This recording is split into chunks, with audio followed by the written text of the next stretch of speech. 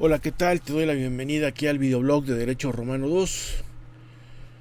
Y bueno, cuando uno ya trae una camisa hawaiana, quiere decir de que ya estamos en el preámbulo de días de descanso entre comillas, porque no sé cómo les esté ya a ustedes con esto de la cuarentena, pero de repente uno no sabe si es de día o es de noche, ¿no? Es algo bastante curioso.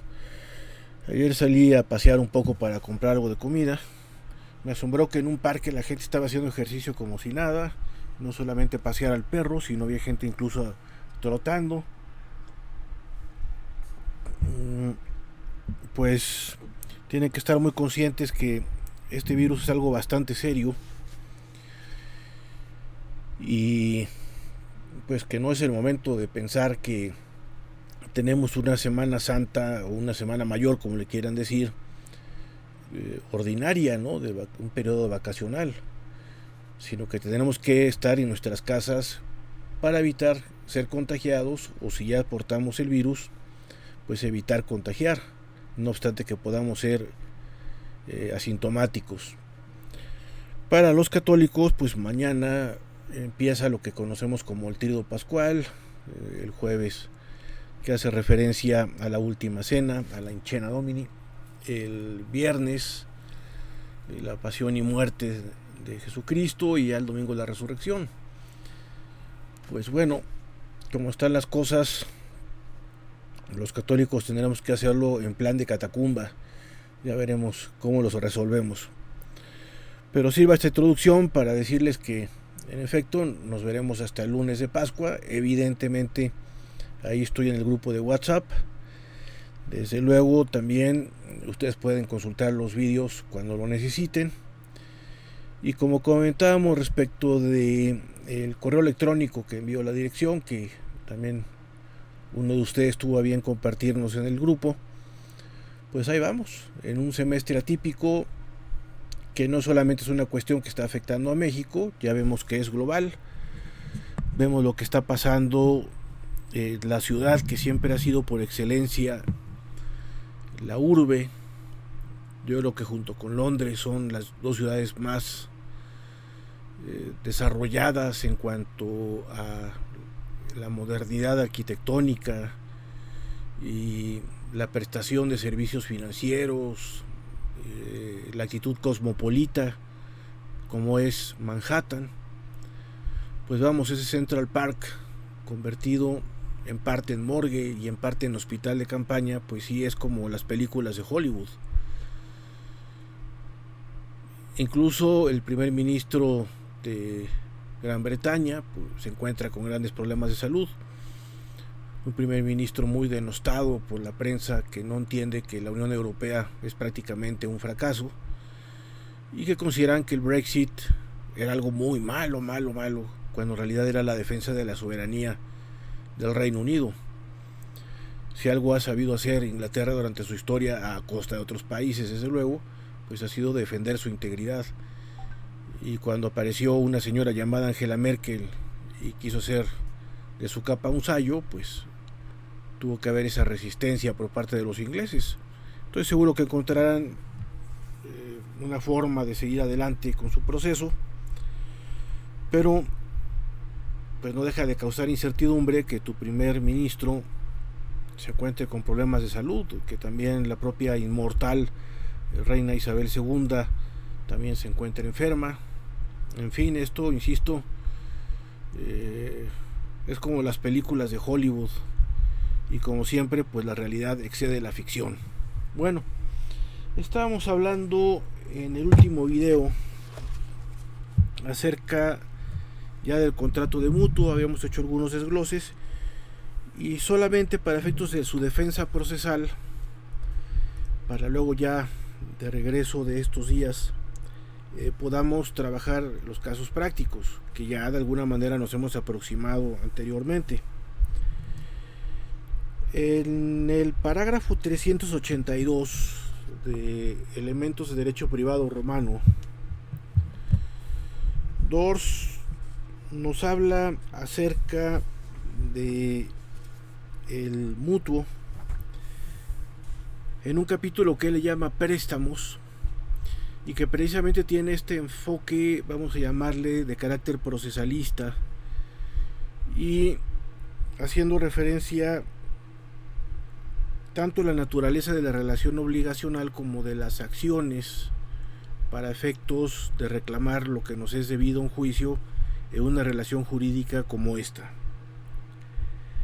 El parágrafo 382 de hecho se llama credere y solvere, o solvere, credere y solvere, y dice textualmente lo que sigue don Álvaro. La acción crediticia es la actio certi, la cual aparece con el nombre de condictio.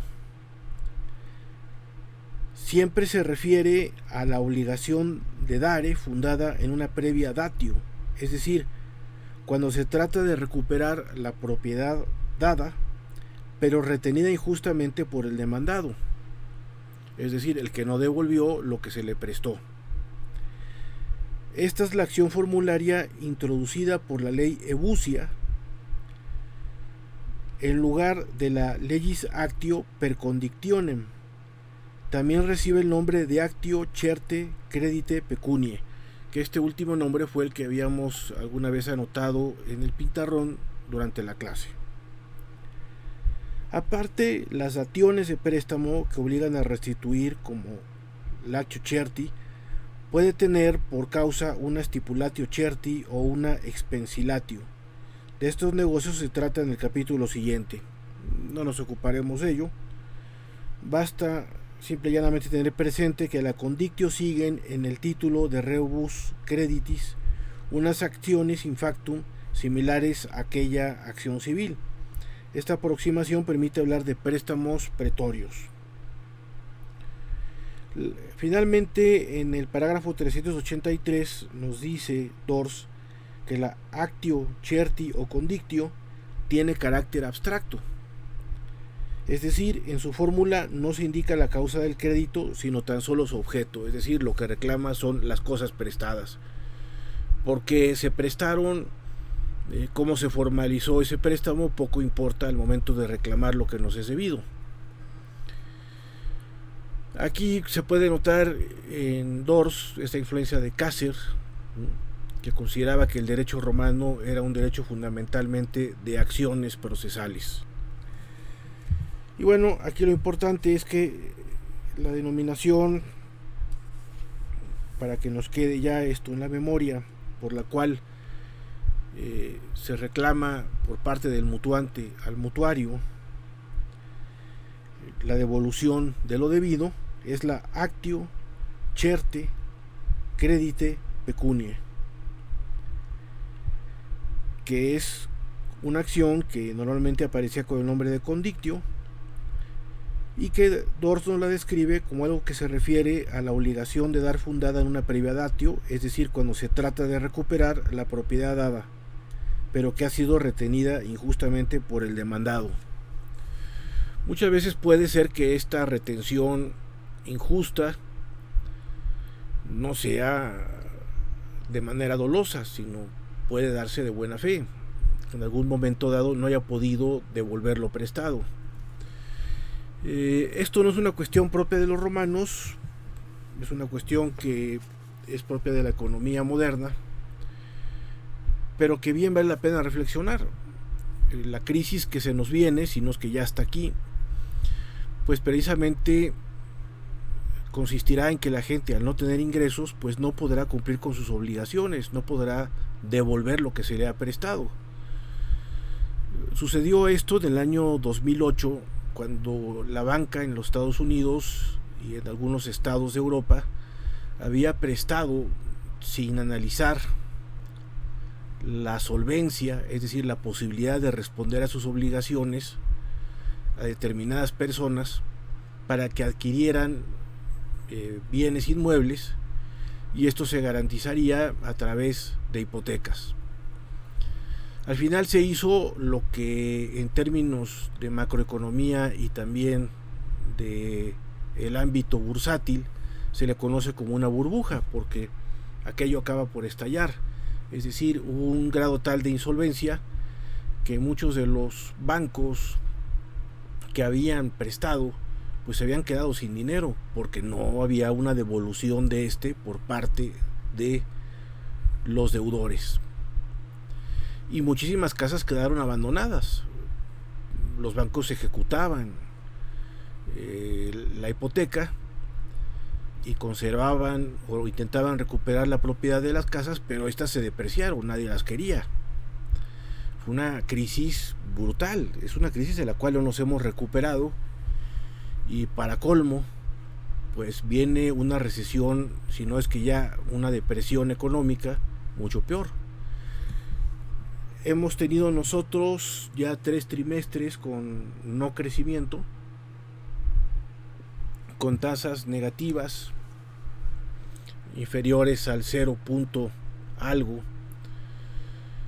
o bien si son positivas, repito, pues se trata de decimales mínimos, cuando estábamos creciendo al 2.5 antes de que llegase esta administración al poder.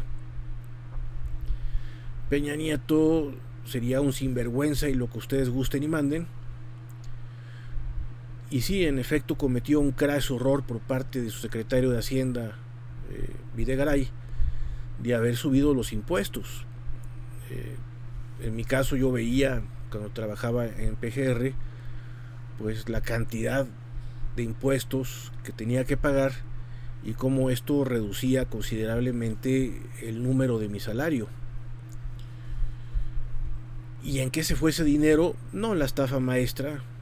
Eso fue una cuestión que raya más en la propaganda, y por eso el periodista Salvador Camarena, que ahora se desgarra las vestiduras con López Obrador, pues a mí me gustaría verlo a la cara y decirle: mira, qué bien fue haber promovido a un grupo de novatos periodistoides para hacer esto de la estafa maestra, y tú hacerle la campaña a López Obrador junto con Carmen Aristegui. Hombre, México no estaba con la mejor política económica. Definitivamente se podía crecer más del 2.5% o del 2.2%, pero quedarnos con un 0.01% y ya dentro de poco vendrán los números negativos, pues es un retroceso brutal. Y como eso, pues hemos tenido varios problemas de indicadores, por ejemplo, de la situación democrática del país. Hay indicadores de calidad democrática que publica The Economist. Hay el famoso índice Gini sobre desigualdad entre personas, es Gini por el apellido del economista que lo diseñó. Y vamos, hay más igualdad en Somalia que en México, lo cual es algo que nos tiene que causar escándalo. Bueno, hubo un premio Nobel de Economía que decía que cuando se cumplen las obligaciones de carácter microeconómico, la economía a nivel macroeconómico es sana. Realmente el cumplimiento de las obligaciones pues es uno de los elementos esenciales de la economía de mercado. ¿Qué es la economía? Realmente, al decir la economía de mercado, es prácticamente algo tautológico. El mercado es el encuentro de oferta y demanda.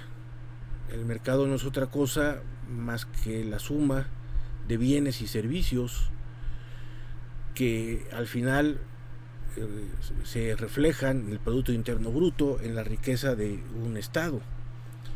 Los romanos evidentemente no eran economistas. La economía se fundará con Adam Smith ya como una disciplina moderna, muchos siglos después. Pero tenían claro que el incumplimiento de las obligaciones podía desencadenar problemas en la estabilidad social y desde luego en las actividades mercantiles o comerciales, para ser más preciso, de esa sociedad. Y es por ello que sí existen estas acciones procesales para poder reclamar ante un juez lo que nos es debido cuando ha habido un incumplimiento. Para el romano, recuerden la precepta iuris al inicio del digesto, el honeste vivere es fundamentalmente el cumplimiento de las obligaciones. El cumplimiento de las obligaciones se conoce genéricamente como pago. Y una sociedad donde el pago es a tiempo y completo, es decir, satisfactorio, es una sociedad que tiene unas finanzas sanas y eso permite que haya un funcionamiento de las actividades comerciales. No sé cuánto resistamos con un parón económico de cierre de los negocios. Entendemos que hay que evitar la expansión de la pandemia, pero como un ejercicio de civismo, un ejercicio a su vez del conocimiento del derecho administrativo y constitucional, les sugiero, como ya lo he hecho en otras ocasiones, que le echen un vistazo a los acuerdos que están publicándose en el Diario Oficial de la Federación, sancionados por el Presidente de la República, de acuerdo al artículo 182 y siguientes de la Ley General de Salud, esto en el Diario Oficial de la Federación, evidentemente, y que por lo tanto tienen el estatus de decreto.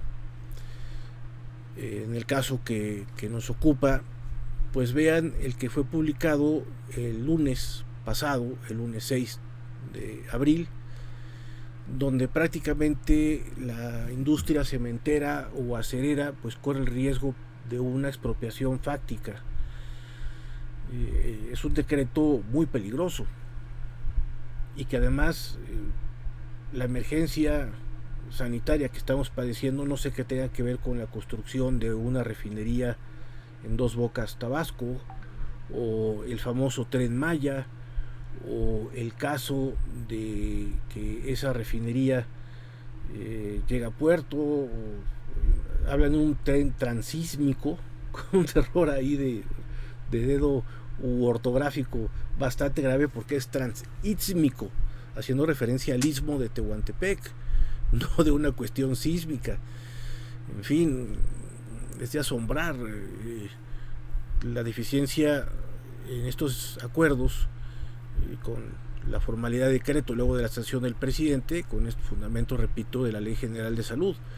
No puede ser que una situación de emergencia, como es el caso, una emergencia sanitaria, acabe terminando por una serie de políticas económicas que pueden afectarnos gravemente. Un compañero un día me decía que era socialdemócrata. Yo le recomendaría que lea un poquito. La juventud afortunadamente tiene esa oportunidad, que se nos pega más la lectura y que analice si la socialdemocracia ha sido eficaz o no, que le eche un vistazo a España y vea cómo su economía va a la ruina. Se calcula que después de la crisis del coronavirus, pues España puede ser que tenga más de 5 millones de desempleados y hablamos de una economía predominantemente formal. Aquí en México no sabemos realmente cuántos mexicanos están en actividades económicas porque pocos están inscritos en el Instituto Mexicano del Seguro Social y ahí coticen. Los otros estarán trabajando para el Estado y en este sentido cotizarán en el ISSSTE, pero los resto pues están en la economía subterránea. Otros cobramos honorarios o en su caso estamos asimilados a asalariados con otras universidades, como sería el caso de la UNAM o algunas otras donde soy profesor invitado, y ahí bueno pues no podemos pertenecer a la economía informal de ninguna manera porque efectivamente nuestro contratador retiene nuestros impuestos. Ahora tenemos que hacer este mes la declaración anual, que también eso es una cosa grave, no hacer la declaración anual, sino no posponerla en el momento en el cual estamos confinados, porque si alguien tiene un saldo en el cual debe de pagar, pues la pregunta es dónde va a obtener el dinero para hacerlo. Salvo que tenga ahorros, se puede hacer una transferencia electrónica de fondos, incluso podría fallarle al fisco. En fin, creo que el programa de emergencia que se anunció el domingo pues era una de las peores noticias que podíamos escuchar, y por eso les digo, hay que echar un ojo al Diario Oficial de la Federación, ver los fundamentos, compulsarlo con la Constitución. Por ejemplo, esto de decir que desde el presidente de la República hasta los subdirectores de área no se les pagará el aguinaldo, pues es violatorio de la Constitución. El aguinaldo es una prestación obligatoria, es un derecho social y como tal es derecho humano, luego entonces es irrenunciable y está previsto en el artículo 127 constitucional.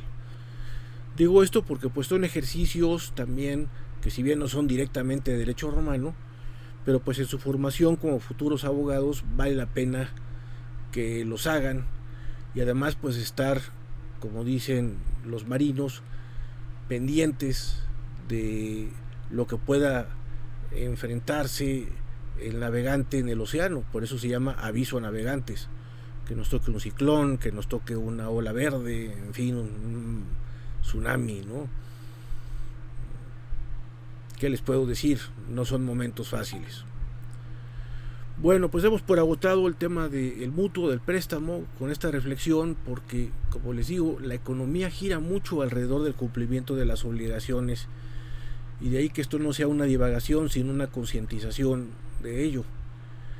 Pero también hay que recordar un principio general de derecho: a lo imposible nadie está obligado. Y cuando hay quebrantos, porque los negocios cierran, muchos negocios funcionan con una economía cotidiana, es decir, funcionan al día, pues difícilmente se podrán cumplir con las obligaciones. Y evidentemente esto no será de mala fe, ni tampoco una retención injusta de lo que se ha prestado, como señala en su texto Álvaro Dors, que él habla de el deber ser en el sentido kantiano. Pero en el ser, pues no siempre es posible cumplir con las obligaciones, no por mala fe, no de manera dolosa, sino porque podemos tener condiciones no favorables en un marco económico. Un compañero recordaba en una ocasión, en una clase, el término pacta sunt servanda. Los pactos son para cumplirse, pero esto corresponde más bien al derecho medieval. Los propios medievales, ya en el periodo del Jus Comune, llegan a hablar de una regla de derecho que es muy interesante, en la cual se dice que las cláusulas tienen que tener una prevención, cláusulas me refiero de un contrato, de que haya un marco macro que no sea adverso, rebus sic stantibus. Es decir, no obstante que haya cambiado el marco, vamos a decirlo en términos económicos actuales, macroeconómico, nosotros cumpliremos la obligación de acuerdo a lo pactado originalmente. Sin embargo, en la actualidad, y esto no es una cuestión exclusiva de los sistemas liberales o de capitalismo salvaje, o como se les quiera calificar, pues sí hay un incremento en las tasas de interés, y la deuda pues crece como una bola de nieve, se convierte en una avalancha. Ya vimos la crisis de 2008, me tocó a mí padecer otra en 1987, que hubo otro crack bursátil, y en 1982 la más dura que ha tenido México fue la de 1995, tras un error de diciembre de 94, cuando empezaba el sexenio de Zedillo, y hubo una devaluación brutal de nuestra moneda. Incluso ese problema me afectó en un viaje en el que estaba yo en Buenos Aires en septiembre de 95. Aeroméxico controlaba una línea aérea que era Aeroperú, quebró esta línea durante ese momento, con lo cual no tenía yo boleto de avión de regreso, y para colmo además se había devaluado el peso de tal suerte que comprar un billete de avión era un dineral, estaría el doble de lo que había sido originalmente en mi viaje. El contrato de mutuo, pues como pueden ver, es uno de los contratos básicos microeconómicos con estos términos modernos. Los romanos nos han dado grandes lecciones para la microeconomía que deben de estudiarse. Yo nunca he entendido por qué una institución tan seria y que yo admiro como es el Instituto Tecnológico Autónomo de México sacrificó la asignatura de Derecho Romano a cambio de Teoría General del Derecho. Cada asignatura tiene su propio rango epistemológico, y por lo tanto el derecho romano se enseña para determinados fines y la teoría general del derecho para otros. En la teoría general del derecho nosotros conocemos el derecho positivo formalizado a través de los códigos modernos, y el derecho romano, como hemos visto, nos proporciona herramientas de lógica para razonar jurídicamente. Esa jurisprudencia ejemplar, por su perfección de estilo, que nos libera precisamente del yugo de un derecho acrítico meramente legislado, y que nos puede dar los elementos de juicio incluso para poder impugnar las normas jurídicas del derecho legislado, del derecho codificado, no bastando la compulsa constitucional, sino también demostrando cuándo puede haber un contenido injusto dentro de una norma jurídica. El derecho romano nos puede ser de bastante valía para la interpretación de estos acuerdos que al principio, bien, habían llegado cumpliendo con las exigencias de la Ley General de la Salud para atender emergencias sanitarias de esta magnitud, estableciendo reglas como lo de la distancia, el distanciamiento personal, el confinamiento en nuestros hogares con el objeto de evitar la expansión del virus, pero que se destine el cemento o el acero para determinadas obras públicas, considerándolas como prioritarias, cuando la prioridad es más bien contar con unidades de terapia intensiva, porque los casos se van a incrementar, porque tampoco es cierto que haya gente que esté muriendo de neumonía típica. Cuando empezó el brote del H1N1 en 2009, los primeros diagnósticos eran neumonía típica, hasta que se descubrió que era un virus que tenía que ver con la influenza. Por lo tanto, se rectificó y se cambiaron los conceptos que se vierten en un acta de defunción de las causas de muerte de una persona. Sí, en efecto, uno muere por una insuficiencia cardíaca, una insuficiencia renal, una insuficiencia respiratoria, pero hay una causa de ese efecto, que puede ser una neumonía típica, pero que fue provocada precisamente por la infección o por los efectos médicos que pueda tener la adquisición del coronavirus. Y eso tiene que ser claro, porque si no se tienen estadísticas claras, entonces no existen los modelos vectoriales para contener la expansión de la enfermedad. Valga todas estas reflexiones para estar bien conscientes de las dificultades que tenemos que enfrentar y de los retos que tenemos por delante. Pues no les daré la lata, entonces hasta el próximo lunes de lo que solemos llamar Semana Santa, y que nosotros hubiéramos vuelto a la facultad ordinariamente. A partir de mañana pues yo me guardo, incluso en este mismo rincón, no iré muy lejos más que para cuando salga a pasear con el perro, pero lo que sí les puedo decir es que vale la pena que si tienen ahí un tiempito, lean el libro de Dors, hagan la clasificación de la primera acción procesal que al momento hemos visto, vayan haciendo un desglose de los conceptos más importantes que hemos estado virtiendo, sobre todo para que esto ya quede en su memoria y puedan ir haciéndose del léxico técnico jurídico propio de un jurista. Como vimos en aquel correo electrónico muy sensato por parte de nuestra dirección, pues la forma de examinar no implica un genocidio ni tampoco un pelotón de fusilamiento, sino que será acorde a estas circunstancias, y me sigo planteando lo del caso práctico. Ya cuando regresemos de estos días, el próximo lunes, pues volveremos a retomar también algún repaso de el procedimiento formulario, de cómo se redacta la fórmula, las partes de la fórmula, con el objeto de poder tener este esquema, el esquema de más acciones.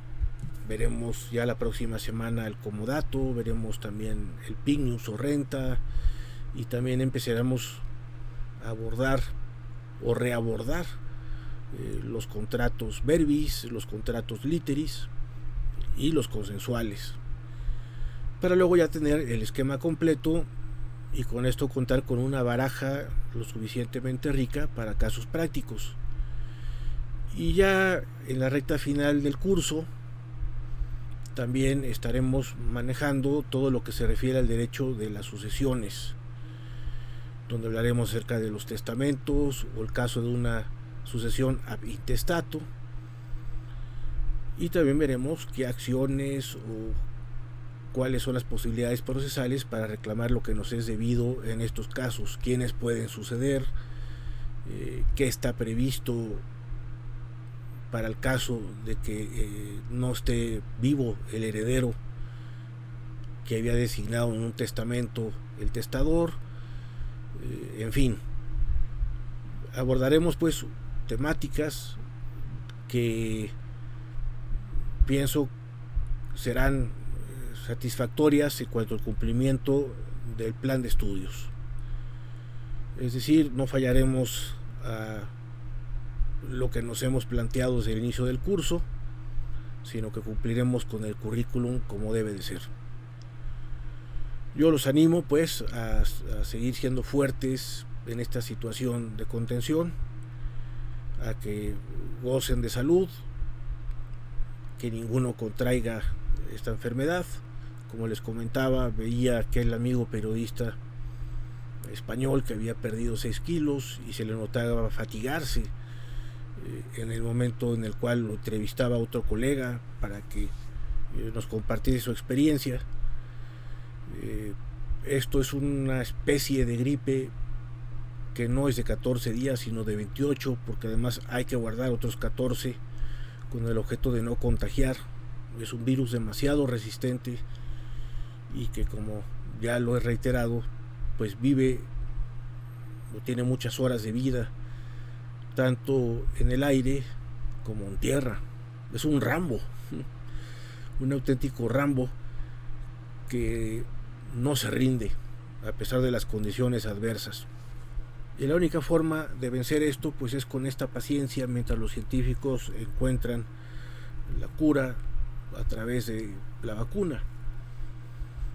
Hay gente que dice que las vacunas tienen consecuencias gravísimas en las personas y que son conspiraciones, pero han sido un gran logro de la ciencia y por eso somos más longevos que hace 100 o 150 años. Hay historias apasionantes sobre las primeras vacunas referentes a la viruela de Jenner. En este caso, la historia más interesante es la del doctor Balmis, que por órdenes del rey de España viaja a los virreinatos americanos para vacunar a la gente y que no muriesen de viruela.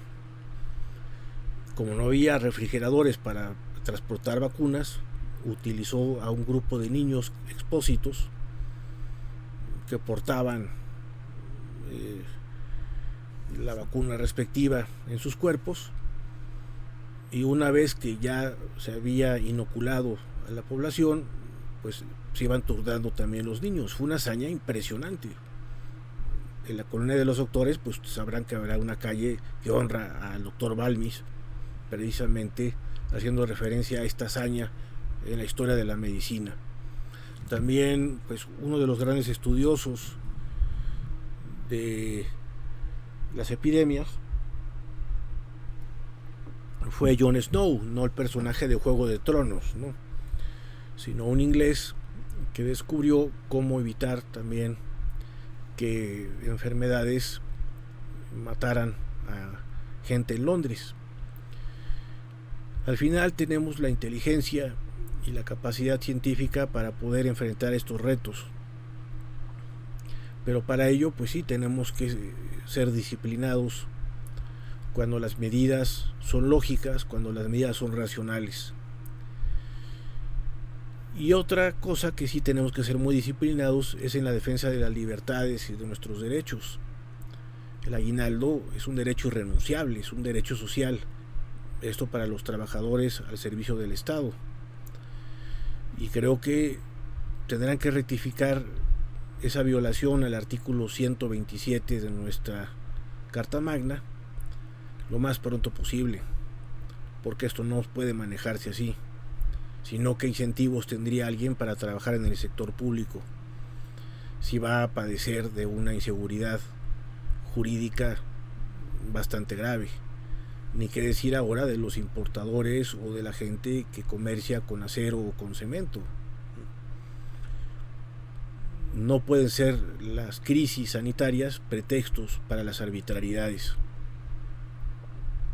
La existencia del Estado de Derecho moderno constitucional es precisamente la defensa del individuo, del ciudadano, frente al posible acto arbitrario por parte de quien ejerce el poder. Nosotros contamos con una herramienta que ha sido una aportación extraordinaria para el derecho universal, que es el juicio de amparo. Por eso es tan importante estudiar un buen derecho constitucional. Perdonen esta divagación, pero pues también aprovechar estos días para pensar mucho en ello. Y luego pues ya se echarán una buena película, o descansarán, o dormirán un poquito más. Pero no está de más prepararnos para lo que venga, porque vamos, el hecho de que estas cosas salgan publicadas en el Diario Oficial de la Federación ya no nos van a tomar por sorpresa. Afortunadamente salen publicadas. Lo que es terrible es que la oposición pues es prácticamente nula, pero la ciudadanía tiene que ser la que se posicione en la defensa de sus derechos. Corresponde a la sociedad civil también aprender a defender sus derechos, a ser más asertiva. Y nosotros, los estudiosos del derecho, podemos llevar un liderazgo y orientar a la sociedad civil para ello. Esa es nuestra finalidad profesional, a fin de cuentas: resolver los conflictos jurídicos pacíficamente. Sin más, solamente les puedo desear bien y paz, mucha salud, tenga paciencia, y les mando un abrazo con mucho afecto, y nos veremos el próximo lunes para continuar con estos contratos reales, luego los verbales, los literales y ya todo lo que he mencionado. Paz y bien. Hasta luego.